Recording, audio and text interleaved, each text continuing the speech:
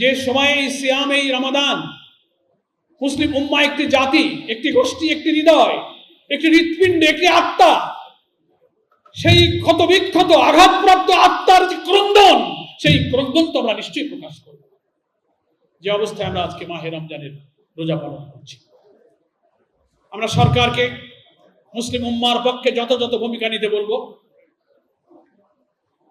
মার্কিন এবং ইসরায়েলের এই আঘাতের তীব্র নিন্দা জানিয়ে আসন্ন জাতীয় সংসদে নিন্দা প্রস্তাব নেওয়া এবং মুসলিম উম্মার প্রতিনিধিত্বকারী একটি সরকারের যা কর্তব্য, সরকার যেন তা পালন করেন, আমরা এই ইফতার অনুষ্ঠান থেকে সেই দাবি পেশ করছি।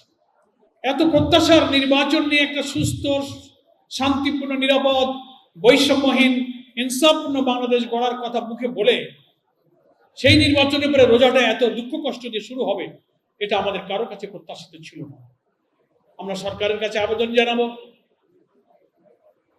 এই সব সহিংসতা বন্ধ করার জন্য প্রধান দায়িত্ব হচ্ছে সরকারের। চুয়াডাঙ্গায় 2টি আসনেই জামাত বিজয়ী হয়েছে। কই জামাত তো পরাজিতদের উপরে হামলা করেনি, অথচ বাংলাদেশের অনেক আসনে জামাত ইসলামের প্রার্থীরা যেখানে পরাজিত হয়েছে, বিজয়ীরা তার উপরে হামলা করেছে। বাংলাদেশের বিজয়ী জামাত ইসলামের কোন এমপিরা সেই সব আসনে সহিংসতা তৈরি করেনি, বরং তারা শান্তিপূর্ণ অবস্থান নিয়ে একটা নিরাপদ পরিবেশ সেখানে তৈরি করে রেখেছে।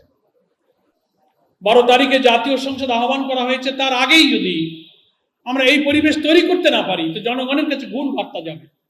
আমাদেরকে দিয়ে এই দেশের মানুষের, এই যে সহস্রাধিক তরুণ ছাত্র জনতার জীবন, 20-30 হাজার মানুষের ক্ষত বিক্ষত দেহ নিয়ে যারা হাজারি করছে, তাদের সেই প্রত্যাশা পূরণ হবে না, তাদের সেই স্বপ্নের নতুন বাংলাদেশের বিনির্মাণ হবে না।